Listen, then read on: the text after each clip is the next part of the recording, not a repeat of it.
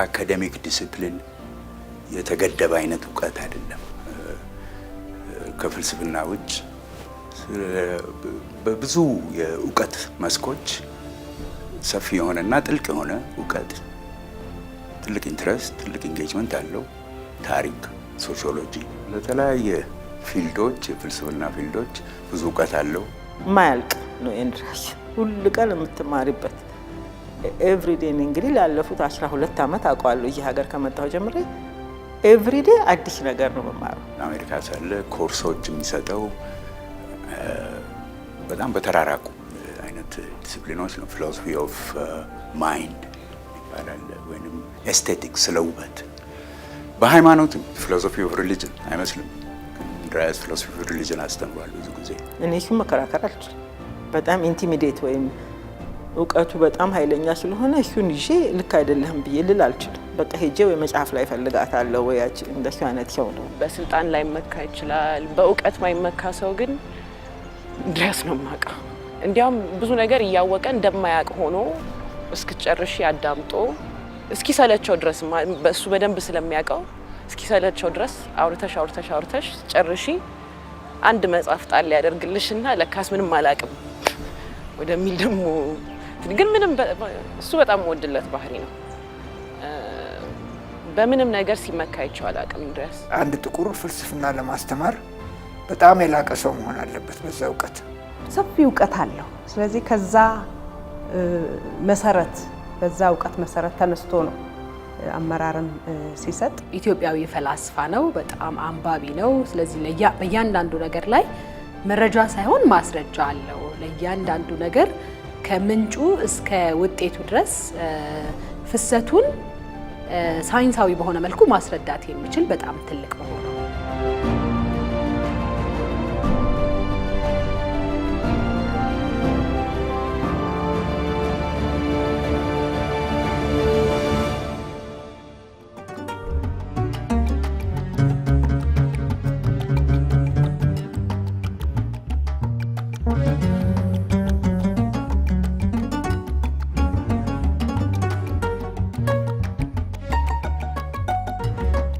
አጎቱ ጋር ነው ያደገው።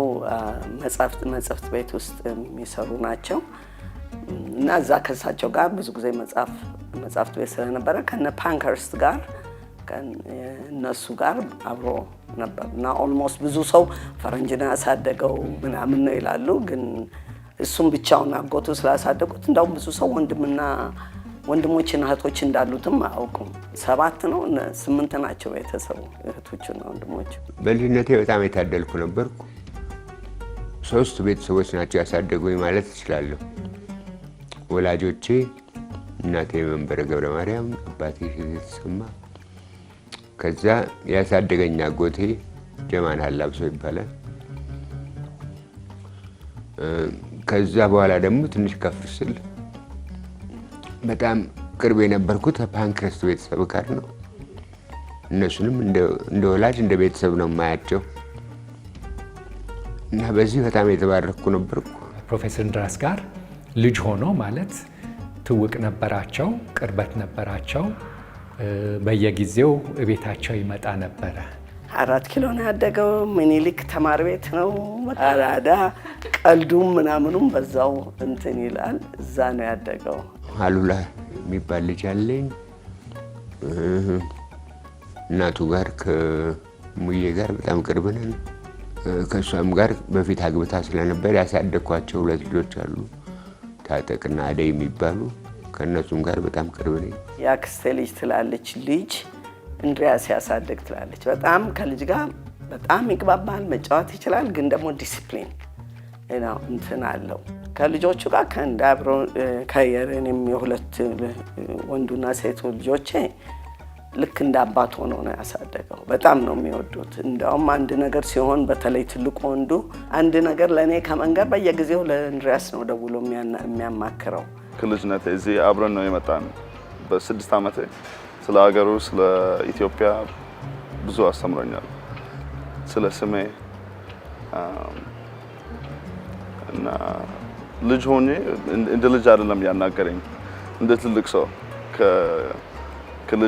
ከልጅነቴ ጀምሮ እና በቃ እንደዛው ነን። አንዳንዴ እንደ አባት አይደለም ማየው፣ እንደ ጓደኛ ነው።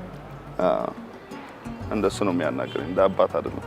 እርጉዝ ሆኜ አንዳንድ የሚያምረኝ ነገር አለ። ልክ እዛ ሊገኝ የማይችል ግን ኢምፕሮቫይዝ ያደርግና ይሰራዋል። ነው ሁሉን ነገር ነው። በጣም ጎበዝ ኩክ ነው። ምንቸት አብሽ፣ ዶሮ ወጥ፣ ስፓጌቲ፣ እንቁላል፣ ምንም ነገር በጣም ጎበዝ ኩክ ነው። በጣም ጎበዝ ኩክ ነው።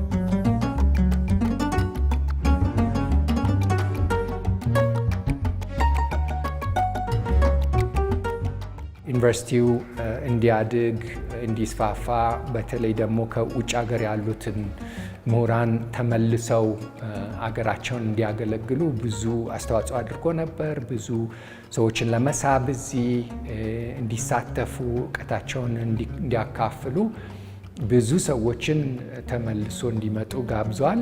2000 ላይ ነው መሰለኝ በፈረንጆች የኢትዮጵያ ጥናትና ምርምር ተቋም እሱንስ ለምን መምራት ትፈልጊያለሽ አለኝ።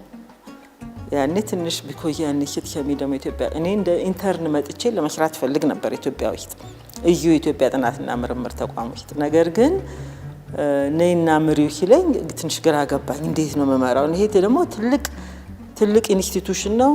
ያኔ ነው የመጣሁት ኢትዮጵያ ጥናትና ምርምር ተቋምን ልመራ ማለት ነው። ከዛ ግን ነገ 1 አመት ቆየ፣ 2 አመት ቆየ። ያው በጣም አስቸጋሪ ጊዜ ነበር መጀመሪያ ላይ። ግን እሱ ባይኖር እመለስ ነበር።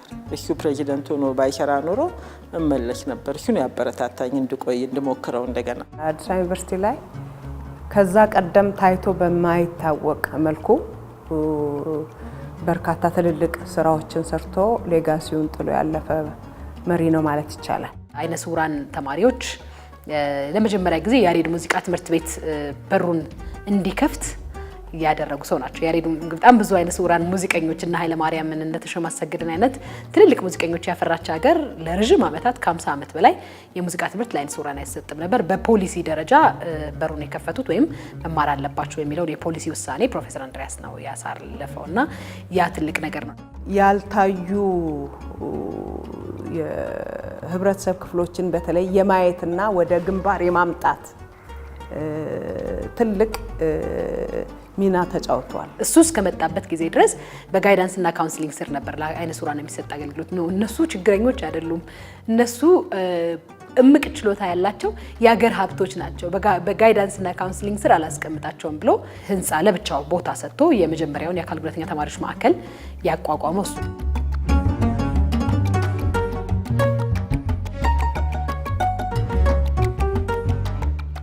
መጀመሪያ ጊዜ ለምሳሌ የሲዳ ብሎክ ግራንት የሚባል የሲዳ ብሎክ ግራንት ይህንን የፒኤችዲ እና የማስተር ፕሮግራም የሚደግፍ ትልቅ ሀብት ሴኩር አድርጎ ከውጭ መምህራን የሚመጡበት ተማሪዎች ፒኤችዲ ተማሪዎች ውጭ ሀገር ሄደው ለተወሰነ ጊዜ ኤክስፖዝድ የሚሆኑበት ሴሚናር ኮንፈረንስ የሚሳተፉበት እነዚህ ስራዎች እንዲሰሩ ሲያደርግ የነበረ ነው። በዛ ላይ ደግሞ አዲስ አበባ ዩኒቨርሲቲ ሆኖ በጣም በቃ ያበረከተው ነገር ቢኖር ለኛ ለሰውነት ጥናት ላይና ኪነ ጥበብ ላይ ትምህርት ላይ ላለ ነው ሰዎች እሱ ብቻ አበረከተ ቢባል እንድሪያስ እሸቴ። ገብረ ክርስቶስ ደስታን እንግዲህ ብዙ ሰው በ1960ዎቹ የተማረ ሰው ሁሉ ያውቀዋል ገብረ ክርስቶስ ደስታ።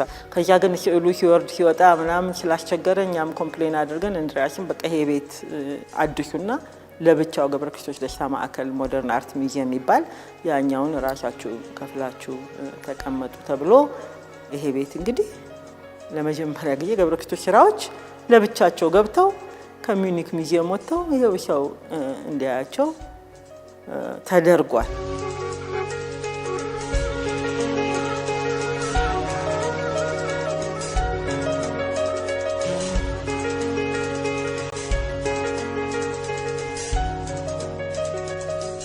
በሰባ እንግዲህ ዓመት አካባቢ ዩኒቨርሲቲው ታሪክ ውስጥ ለመጀመሪያ ጊዜ የሴት ምክትል ፕሬዚደንት እኔ ራሴ ሆኜ ወጣሁት በሱ ጊዜ ነው።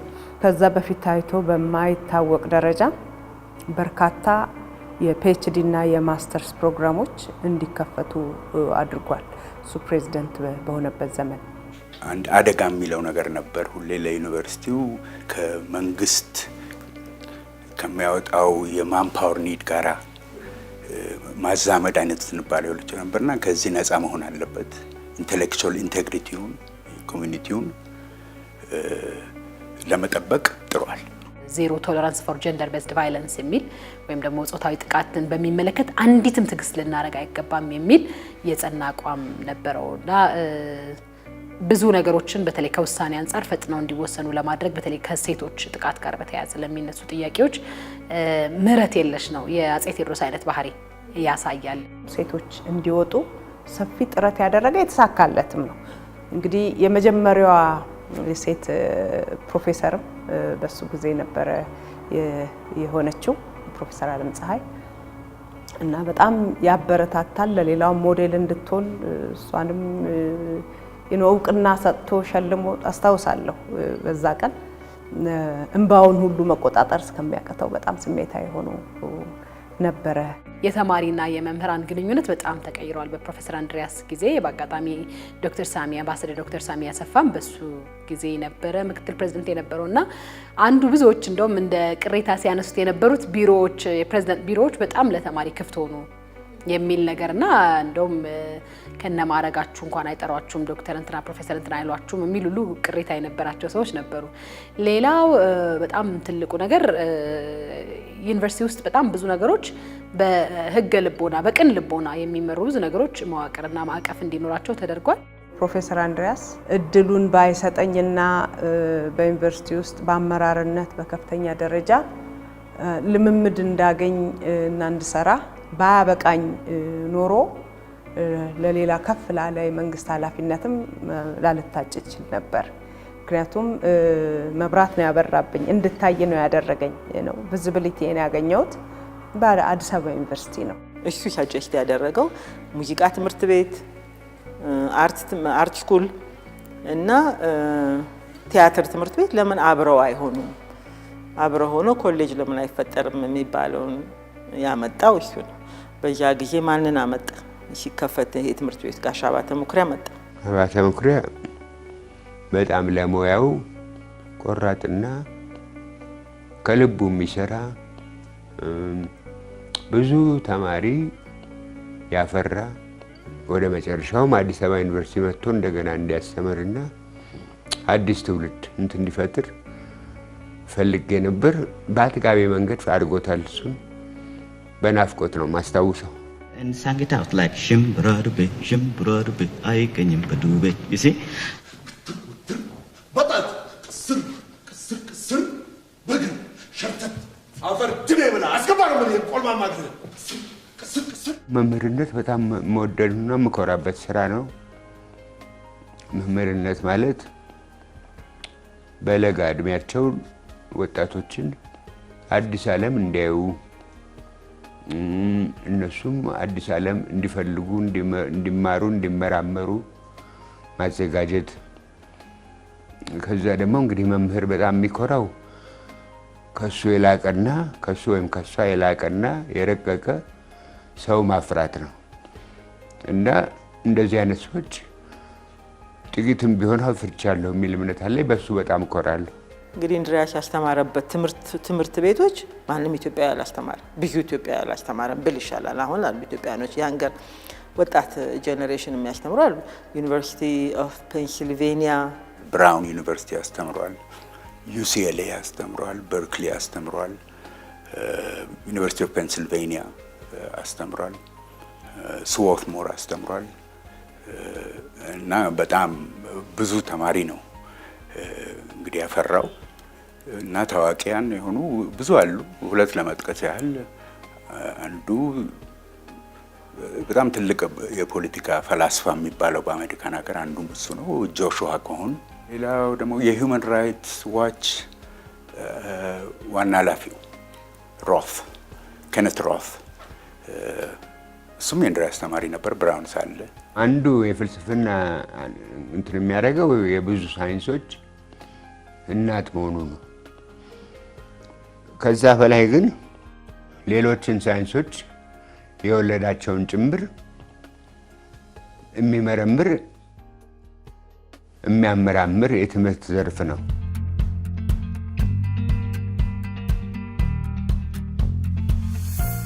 ጥልቅ የሆነ እውቀት አስተያየት አለው ስለዛ ፊልም። አሁንም ከሱ ጋራ ብዙ ጊዜ የሚወያዩ ካየሻቸው ወጣቶች አሉ፣ ብዙ ወጣቶች።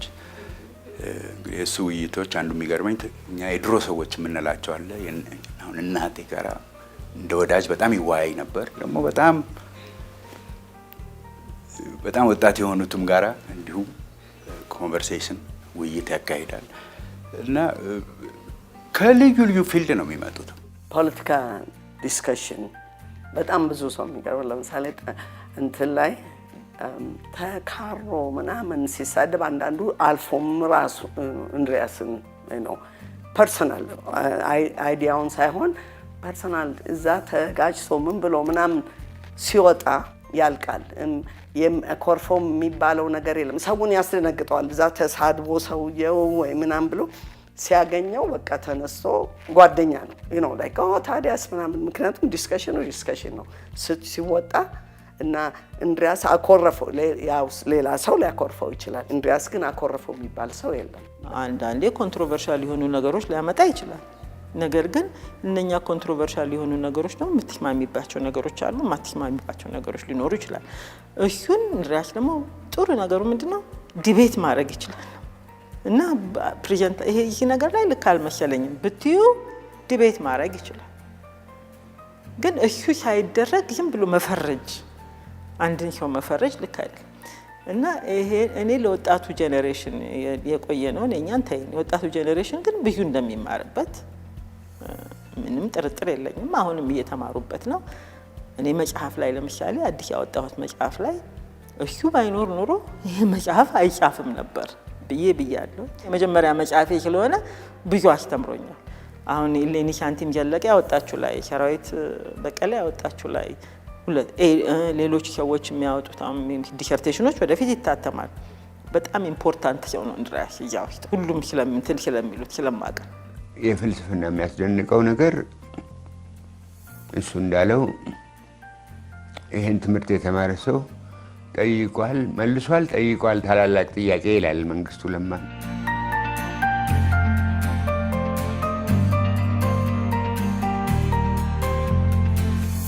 በአንድ ትውልድ ውስጥ እሱ ፕሬዝዳንት እሱ አለቃ እኔ ደግሞ ተማሪ ሆኜ ማሳለፍ ትልቅ እድል ነው ብዬ ነው ማስበው እና ብዙ ነገሮች አስተምሮኛል።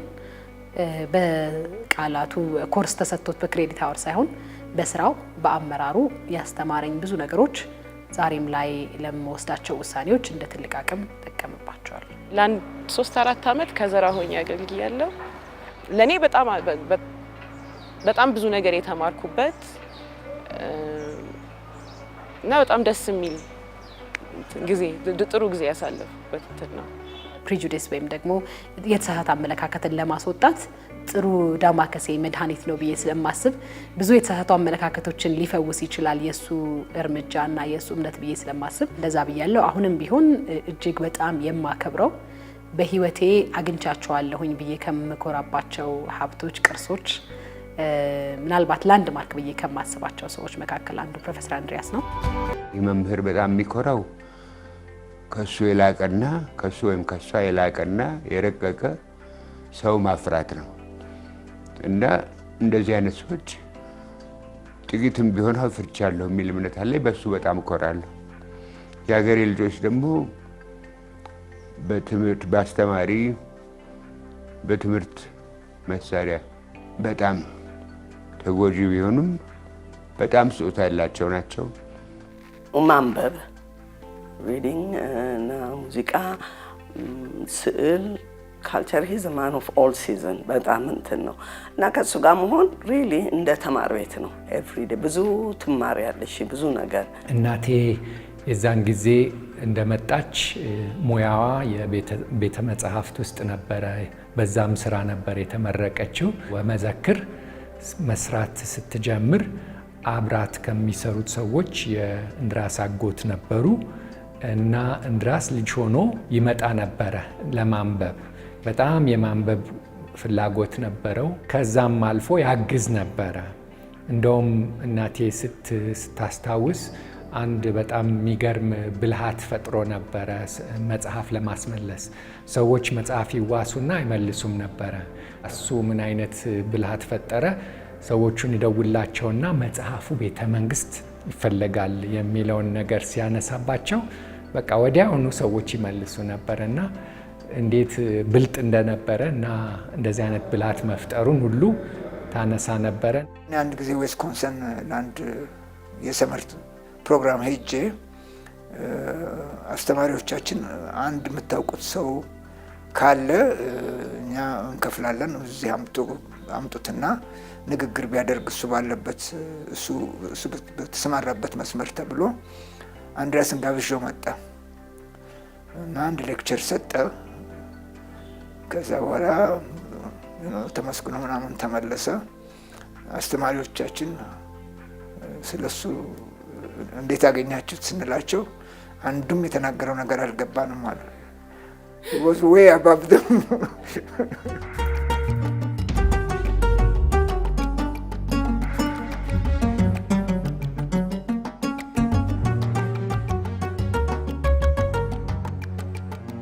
ጓደኝነት በተግባር ብቻ ሳይሆን እንዲሁ በፍልስፍናም ብዙ ትኩረት የሰጠሁት ነገር ነው። አሁን ስለ ፍራተርኔት የጻፍኩት ስለ ወንድማማችነት ነው።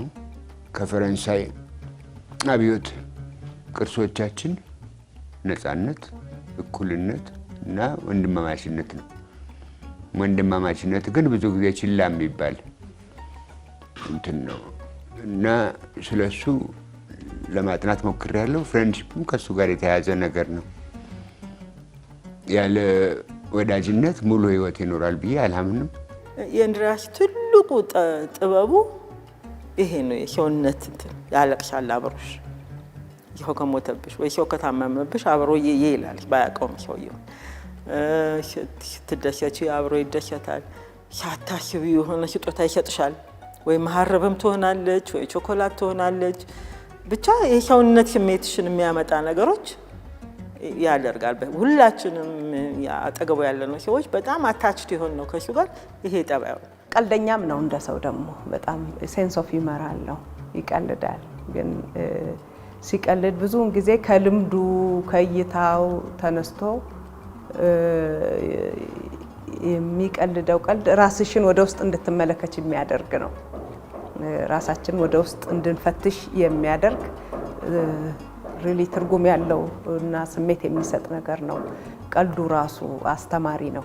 አንድሪያስ በጣም የምትተማመኘው ጓደኛ ነው። ሆይ ሆይ የሚልና ላይላውን የሚያሳይ አይነት ጓደኛ አይደለም፣ ግን በችግርሽ የሚደርስ ጓደኛ ነው። ትልቅ ትንሽ አይልም። በወዳጅነት በጣም ቻርም ነው። በጊዜውም በምኑም ባለ ሁሉ ነገር ለመርዳት ሰውን ሩህሩህ ነው።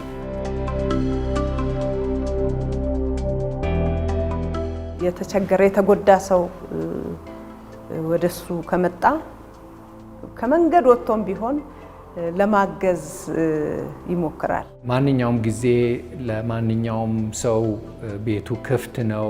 ሰዎችን ማነጋገር ይወዳል። ፕሬዝደንት በነበረበት ጊዜ በሩ ክፍት ነበረ። ማንኛውም ተማሪ እሱም ማየት ከፈለገ አስተማሪም ተማሪ ይቀበል ነበር፣ ያዳምጥ ነበር፣ ችግር ለመፍታት ይሞክር ነበረ። ሌሊት ነው፣ በጧት ነው የሚገባው። ሌላው መንገድ ላይ አቆመሽ ልታዋሪው አይንሽ እንደፈለገው ካወቀ አንቺ እንደፈለግሽው ካወቀ ይቆማል። ፕሮፌሰር አንድሪያስ ቢሮ አይደለምና አላናግርሽም አይልሽም። ከዛ ሪትም ውጪ ነው። አንድሪያስን ትንሽ የሚያሳዝን ነገር ብትነግሪው እምባው በጣም ባንዴ ነው እንትን የሚለው።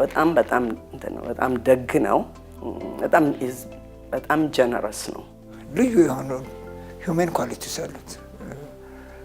ምናልባትም ለሰው ልጅ መብትን በሚመለከት ወይም አብዮትን በሚመለከት የሚሰለፈው ከዛ ለሰው ልጅ ካለው የጠለቀ ስሜት ይመስለኛል። የልጅቷ ነገር በጣም ስላሳሰበና ልጅቷ ሰቃይ ተማሪ ነበረች። 3.90 የነበራት ልጅ ነበረች እና አሁን በህይወት የለችም። እሷን ለማዳን ከጥቁር አንበሳ ጋር ተነጋግረን ያው እንግዲህ የተማሪ የሕክምና በጀት 30 ብር ነው በነገራችን ላይ በአመት ማለት ነው። እና ይቺ ልጅ ግን ለዚህ ሕክምና ብቻ የመጀመሪያው ዙር 15000፣ ሁለተኛው ዙር 15000 ወደ 30000 ያስፈልጋታልና እሱን ለማድረግ ሄጄ ፕሮፌሰርን ሳናገረው ከደሞዜ ላይ የሚቆረጥ 5000 ብር ይሰጣት ብሎ ፈርመውልን ነበርና አይሳሳም። በጣም ለጋስ ነው። በጣም ሆደ ቡቡ ነው እና ምናልባት እንደሱ በጣም ብዙ ፍልስፍና በጣም ብዙ እውቀት የገባው ሰው ፈርሃ እግዚአብሔር ያጣል ብለው ለምናስብ ሰዎች ትክክል እንዳልሆንን ያስረዳናል እና በጣም በጣም ሩህሩህ ነው።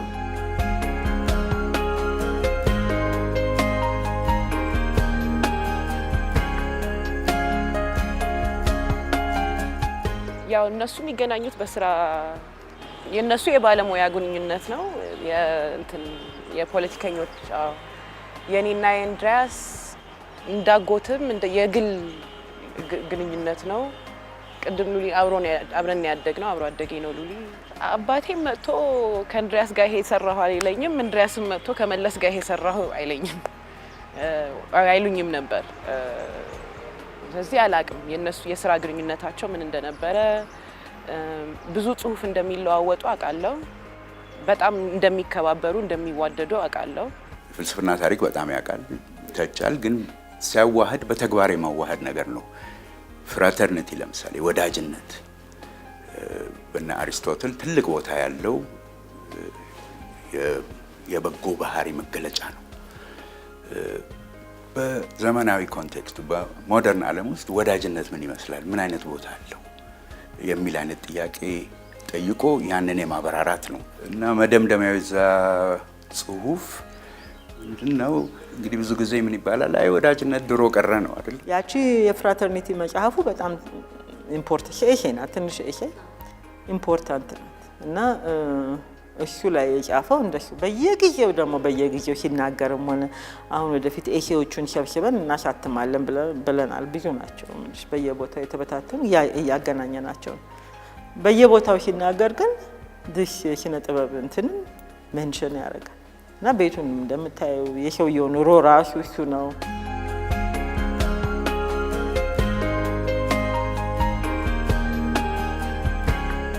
የፈረንሳይ አብዮት 3 አይነት መርሆች እና እሴቶች ነው ያቀረበልን። ሊበርቲ ነፃነት፣ ኢኳሊቲ እኩልነት፣ ፍራተርኒቲ ወንድማማችነት። ሊበርቲ እና ኢኳሊቲ ትልቅ ካሪየር ነበራቸው ፖለቲካል ፊሎሶፊ ውስጥ። ኢኳሊቲ ሶሻሊዝም መሰረት አድርገው፣ ሊበርቲን ሊበራሊዝም መሰረት አድርገው ሮልስ ሁለቱንም ለማስተናገድ ይሞክራል። በሊበራል ፊሎሶፊ ውስጥ እኩልነቱንም የሊበርቲ የነፃነትንም ጉዳይ ግን ፍራተርኒቲ ችላ ተብሏል እና ይሄ ችላ ማለቱ አንድ ጉድለት ነው፣ የሊበራሊዝም ጉድለት ነው። ቀሪው ስራ ሊበራሊዝም እና ናሽናሊዝምን የማስታረቅ ከሶሻሊዝም ጋር የማስታረቅ ስራ ነው የሚል አይነት እምነት ነው ያለው ይመስለኛል። ፍልስፍና ከብዙ ትምህርት ለየት ያለ ነው። እንደሚታወቀው ብዙ አሁን የትምህርት ዘርፍ የምንላቸው ሳይንስ፣ ልዩ ልዩ ሳይንስ፣ ሌሎችም የእውቀት መስኮች ከፍልስፍና የተወለዱ ናቸው። አሁን የታወቀው የእንግሊዝ ሳይንቲስት አይዛክ ኒውተን ስራውን የስነ ፍጥረት ፍልስፍና ነበር የሚለው፣ ሳይንስ አይለውም ነበር። ይሄ የሚያሳየን ኒውተን እና ታላቁ ስራው እስካሁንም እስከ ምን ጊዜ የሚደነቅ ስራው ከፍልስፍና የፈለቀ ነው። ሌሎችም የትምህርት ዘርፎች ከፍልስፍና የወጡ ናቸው። ኢኮኖሚክስ ለምሳሌ ፖለቲካል ኢኮኖሚስት እና ፈላስፋ ከሆኑ ሰዎች የፈለቀ ሳይንስ ነው። እንግዲህ አደም ስሚት ኢኮኖሚስት ብቻ ሳይሆን ፈላስፋ ነው። ሞራል ፊሎሶፊ ላይ ትኩረቱ ቨርቹስ የሚሉት ላይ ነው። ቨርቹስ በጥንት የግሪክ ፍልስፍና የፕሌቶ የአሪስቶትል ፍልስፍና ውስጥ ትልቅ ቦታ ያላቸው ናቸው። ዋነኛ ቦታ በሞራል ፊሎሶፊያቸው የያዙት እነዚህ ናቸው ቨርቹዎች።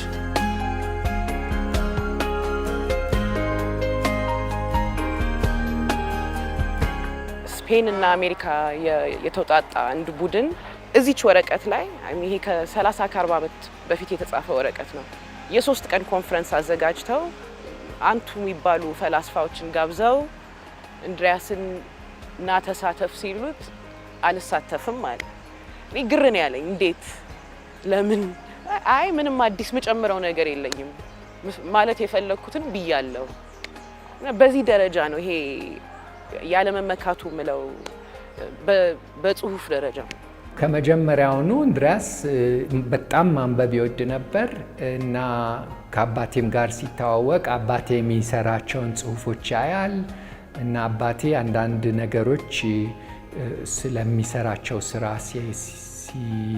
ሲያወያየው ሲመካከሩ ስለ እድር፣ እቁብ እና ማህበራት ብዙም ስላልተጻፈ ለምን አንድ ጽሁፍ አብረን አንጽፍም ብሎ ተባብለው የመጀመሪያው እንድሪያስ ገና ወጣት ሆኖ ያሳተመው መጽሐፍ ኢትዮጵያ ኦብዘርቨር የሚለው መጽሔት አባቴ ያሳትም ነበረ እና እዛ ውስጥ ያለውን ታሪክ ከሌሎችም ሀገር ጋር እንዴት እንደሚማሰል የኢትዮጵያን ባህል ምን አይነት ባህሎች እንዳሉ ይሄ ነገር እንዴት እንደተጀመረ የሚለውን ነገር አብረው ኢትዮጵያ ኦብዘርቨር የሚባለው ጽሁፍ ውስጥ አሳትመው ነበረ። የሚቆጨኝ ብዙ ቢያስተምር ጥሩ ነበረ። ምክንያቱም እኔ ብዙ ጥንካሬዎች እንዳሉት ሆኖ ግን ብዙ ቢያስተምር ብዙ አንድሪያሶች ያፈራ ነበር ብዬ ስለማስብ ከማስተማሩ ሲወሰድ ለጠቅላይ ሚኒስትር ጽህፈት ቤት አማካሪ ሆኖ ሄዶ ነበር፣ ፕሬዝዳንትም ሆኖ ነበርና ለኔ ምናልባት የሚቆጨኝ እኔ ብሆን በቃ እግሩ ስር ሆኖ መማር የቻሉ ልክ በቃ በማስተማር ጥበቡ ላይ የነበረውን ልህቀት ስለማቅ ከዛ እንጎድላለን ብዬ ነው ማስበው። ምናልባት ለኢትዮጵያ አይደለም ለዓለም በህግ ፍልስፍና ረገድ አሉ ከሚባሉ ሰዎችና ጸሐፍት መካከል ምሁራን መካከል ነው ፕሮፌሰር እንድሪያስ። የኢትዮጵያ ቅርሶች ለመመለስ መታገል እንደሚያስፈልግ የአክሱም ሐውልትም ሌሎችም በተለይ በመቅደላ ጊዜ የእንግሊዝ ጦር አጼ ቴዎድሮስን መጥተው ሲዋጉና እስረኞቹን ለማስፈታት በመጡበት ወቅት የተደረገው የቅርስ ዘረፋ እና ከኢትዮጵያ የተወሰዱትን ባህላዊ እና የሃይማኖት ቅርሶች መመለስ እንዳለባቸው በጣም ስለሚያምንበት ከፕሮፌሰር ጋር ተመካክረው የሌሎችም ብዙ ሰዎች እና አርቲስት ዘሪሁን የትምጌታም ሌሎችም ብዙ ሰዎች የነበሩበት ኮሚቴ ተቋቁሞ ከመንግስትም ሰዎች ይህን ጉዳይ ትኩረት እንዲያደርጉለት እንዲሰጡት በፓርላማም በኩል ትኩረት እንዲሰጠው ግፊት እየተደረገ ይህም ማህበር ከእንግሊዝ ሀገር የተወሰኑ ቅርሶች እንዲመለሱ ጥረት አድርገው የተወሰነው ተሳክቷል። እንደነ መስቀል እንደነ ብራናዎች የተወሰኑ በግለሰብ እጅ የነበሩ ተመልሰው ነበርና ይሄ አንድ ላይ የሰሩት ትግል ነው ማለት ይቻላል።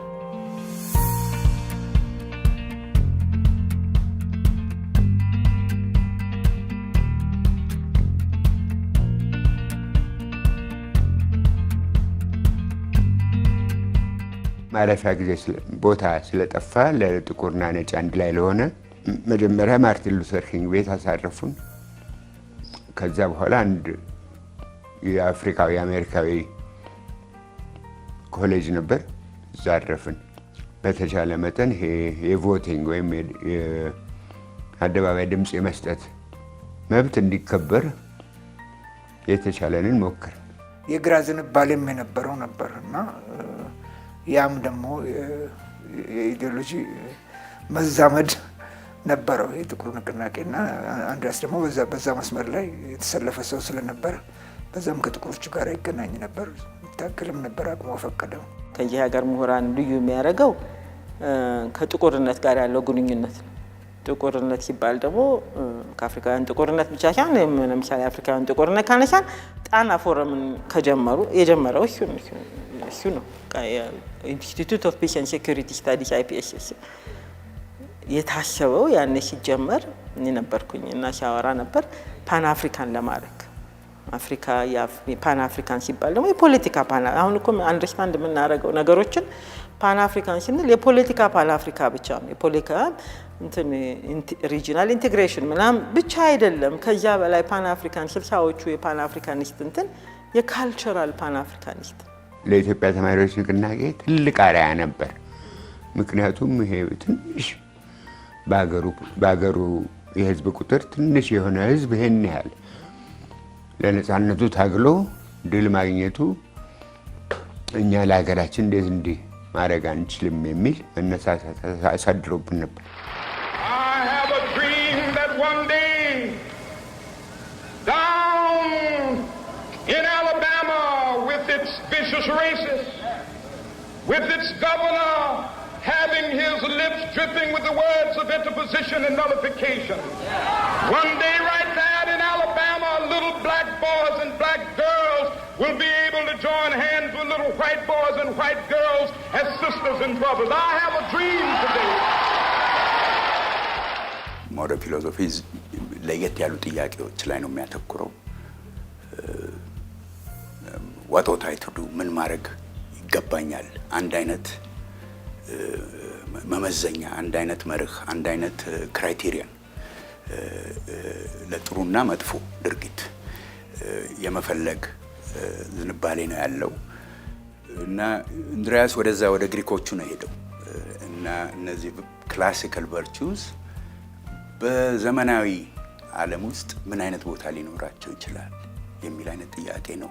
ዩኒቨርሲቲ ውስጥ ብዙ ጊዜ ሌክቸር ያደርግ ነበር። አሁን የዘመናዊነት ሌክቸር ሲሪዝ ላይ መጀመሪያውና መጨረሻውን እሱ ነው ያደርጋለን። የመጀመሪያው ላይ እሱን ለመጻፍ ተጠቀምበታል።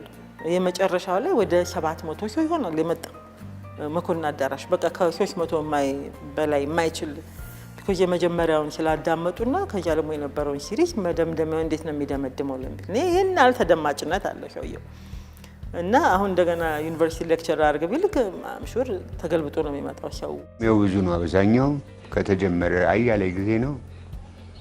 ግን ብዙ ጥንቃቄና እንደገና ማየት መከለስ የሚያስፈልገው ስለሆነ ጊዜ ፈጅቷል። ተስፋ አለኝ በጥቂት ጊዜ ውስጥ ይወጣል። አብዛኛው ስለ ፍልስፍና ነው። የኢትዮጵያ ጽሑፎችንም ለማሰባሰብ ሀሳብ አለኝ። ዋናው ግን ስለ ፍልስፍና ያወጡትና በተለይ ፍሬድሪክ ኒቼ ስለሚባለው የጀርመን የ19ኛው ክፍለ ዘመን ፈላስፋ የጻፍኳቸውን ነገሮች ማጠናቀቅ እፈልጋለሁ። ጊዜው ከፈቀደ በቅርቡ ይደርሳሉ የሚል ተስፋ አለኝ።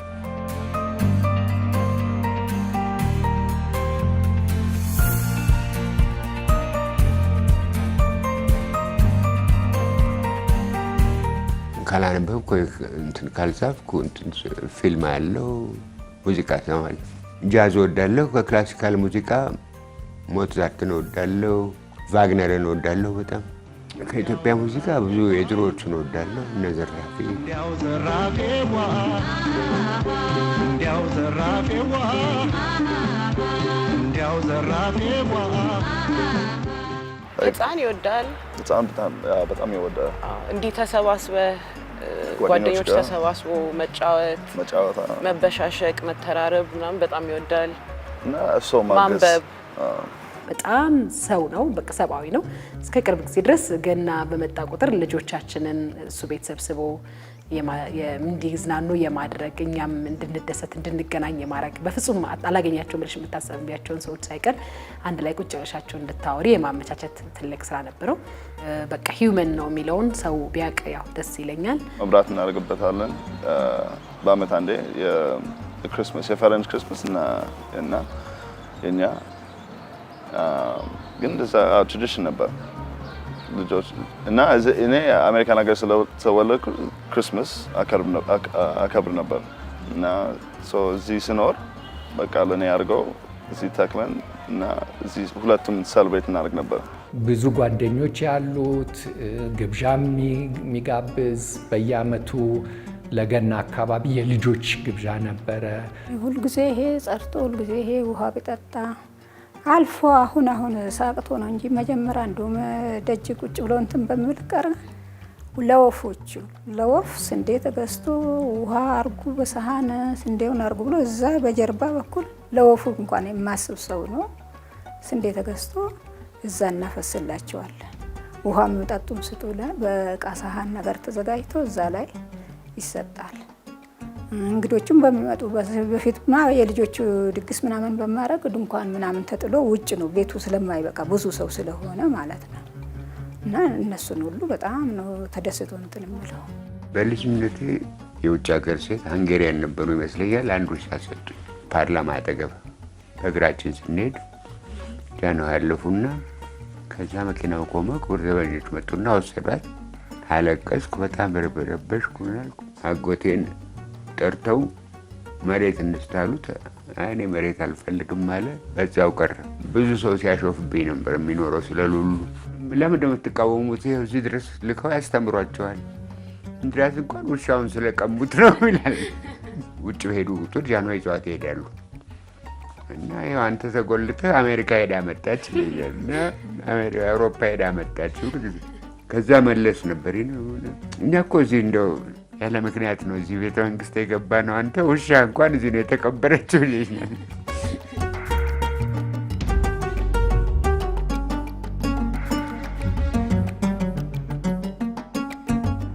እኔ አንድሪያስን በግል በማውቀው ሰው የሚለው አይነት ሰው አይደለም።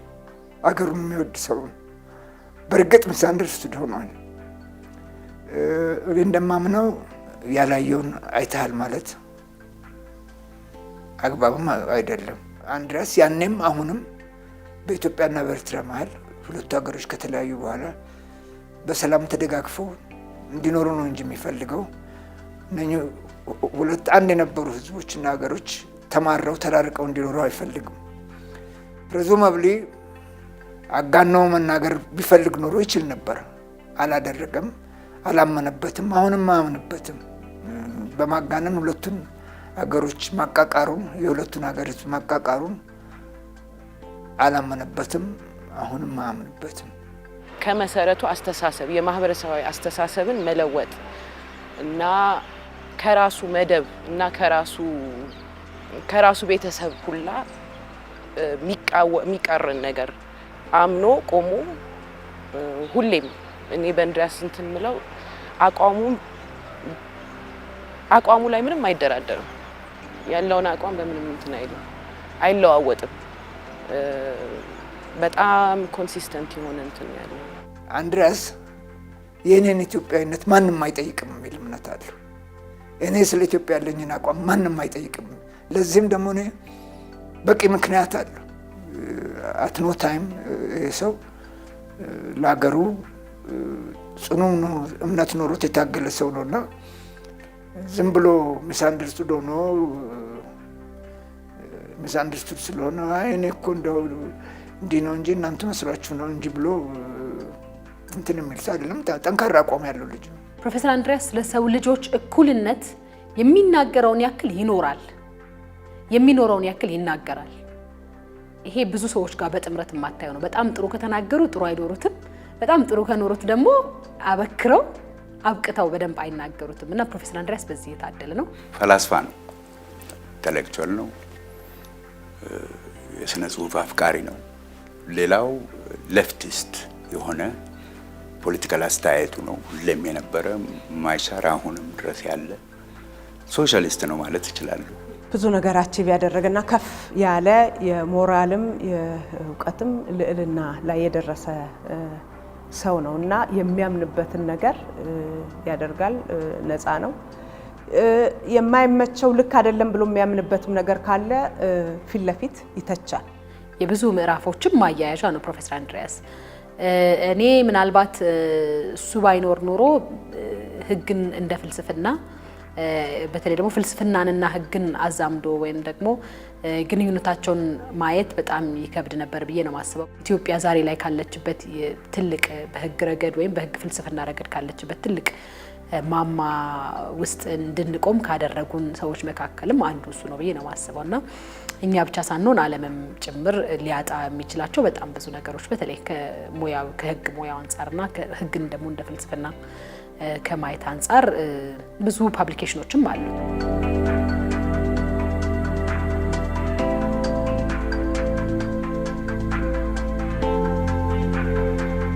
ሙዬ ከውበቷ ሌላ ማለት የሚገባኝ በሰውነት በባህሪ በደግነት፣ በቸርነት፣ በፍትሃዊነት ከእኔ የምትሻል ሰው ስለሆነች ነው በጣም ምቀርባት። አሁንም እንደዛ ነው ማያት። ስመጣም በሳምንት 3 4 ሄጄ ጠይቀዋለሁ። አዎ እንትናችን ምንም አልቀበል።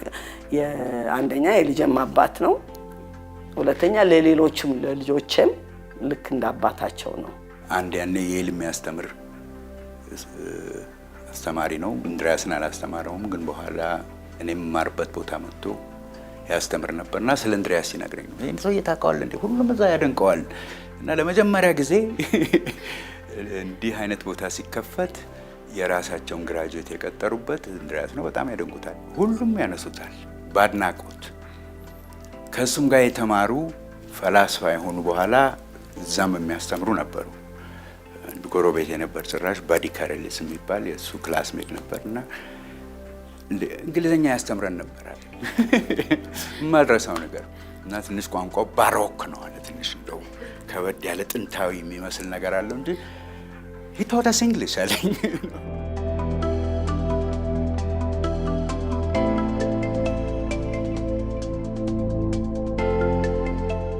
አብዛኛው ከፍልስፍና ነው የሚሆነው።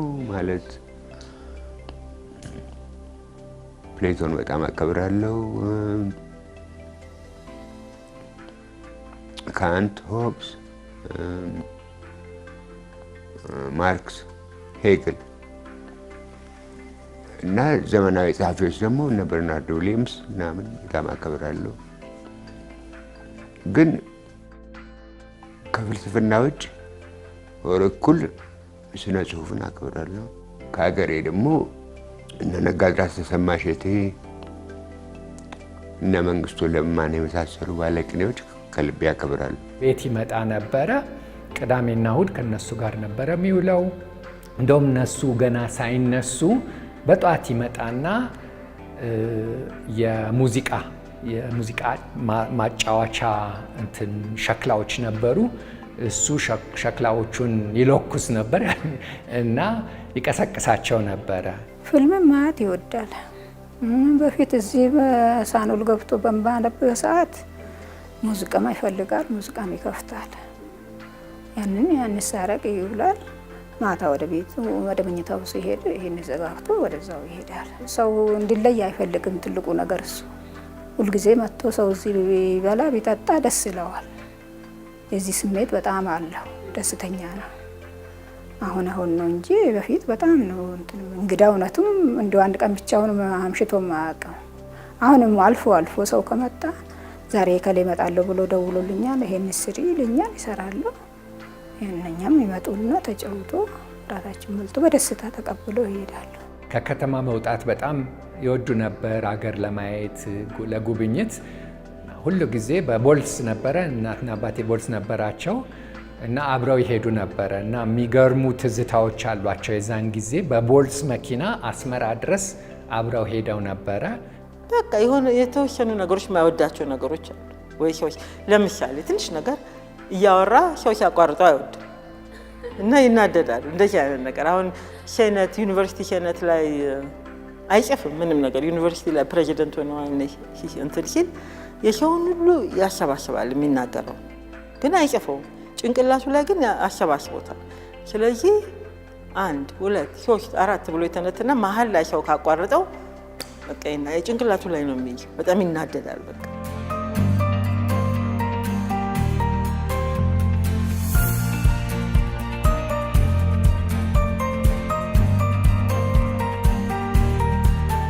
ጠቅላይ ሚኒስትር መለስ ዜናዊ አንድ ጊዜ እንዳለው የእኔ ትውልድ ወይም የሱ ትውልድ ያለፈበትን ስቃይ ትግል ማየት የለበትም። አብዛኛውን በመሬት ይዞታ፣ በዘውዳዊ ስርዓተ መንግስት፣ በሃይማኖትና ብሔራዊ አድሎ የነበረውን ጭቆና ሙሉ በሙሉም ባይሆን በብዛት ለመቋቋምና ለማሸነፍ ችለናል። ተማሪዎች እንቅስቃሴ ውስጥ ታዋቂ ከነበሩት አንዱ ነው። ከመጀመሪያው በቀዳሚነት ምናልባት ምሁርም የሚባለው ኢንተሌክቹዋል ፕሪሚየር ኢንተሌክቹዋል የትውልዱ የጄኔሬሽኑ እንደዛ ነበር የሚታየው እንድሪያስ። በጣም ከተናደደ የሚያናምትን የሚለው ነገር የሀገሩ ሁኔታ ነው። አንዳንዴ ነው ሀገሩ ላይ በጣም ይጨነቃል። እሱ ነው እንቅልፍ ባያስወስድም እንጂ ሌላ ነገር ላይ የትናንሽ ነገር ላይ ብዙም አይጨነቅም። ሞት አይፈራም። እድሜና ጤና ይስጠው። ይህን አንድ ልጁን ይባረክለት አንድ አይኑ እስከሆነ ድረስ አንዱ እግዚአብሔር ብሎ እንደዚሁ በዚሁ ሁኔታም ተቀምጦ ልጁ አንድ ነገር ብርዝለትና የልጁን ደስታ አይቶ መሄድ ደስ ይለኛል።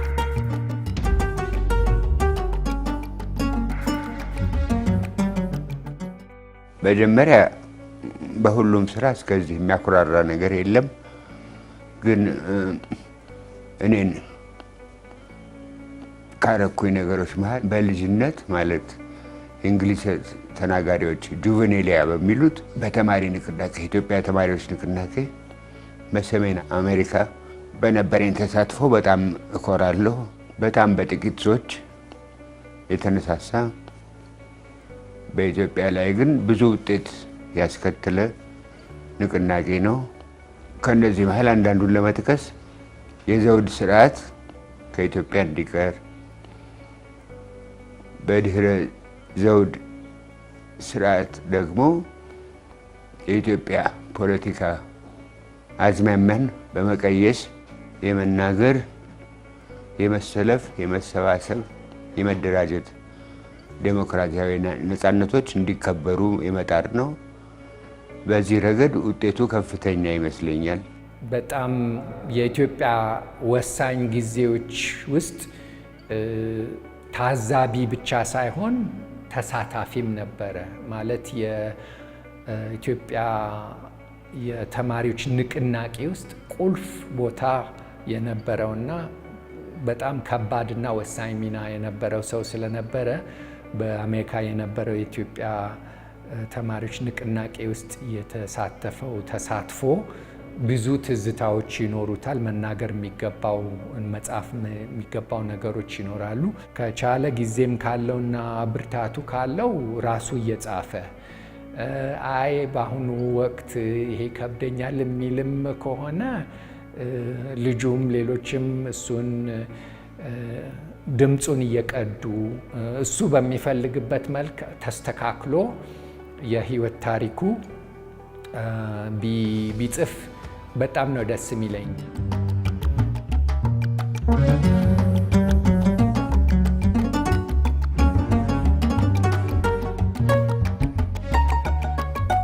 ከኛ ቀደም የነበሩት ኢትዮጵያውያን ብዙ የሚያኮራ ነገር ሰርተዋል። የአድዋን ድል መጥቀስ ይቻላል። ለኢትዮጵያ ብቻ ሳይሆን ለአፍሪካ ብቻ ሳይሆን ለዓለም ትልቅ የጥቁር ህዝቦች ድል ነው። በስነ ጽሁፍ፣ በስነ ስዕል በጣም የተራቀቁ አክሱምን፣ ላሊበላን የመሳሰሉ ነገሮች የሰሩ ህዝቦች ናቸው። እንደ ገዳ የመሰለ ረቂቅ ባህል የነበራቸው ህዝቦች ናቸው። ነገር ግን በስልጣኔ ቀዳማዊ እንደነበርን ሁሉ በዘመናዊ ስልጠና ደግሞ በጣም ወደኋላ ቀርተናል እና ከዚህ እንትን ማለት አለብን።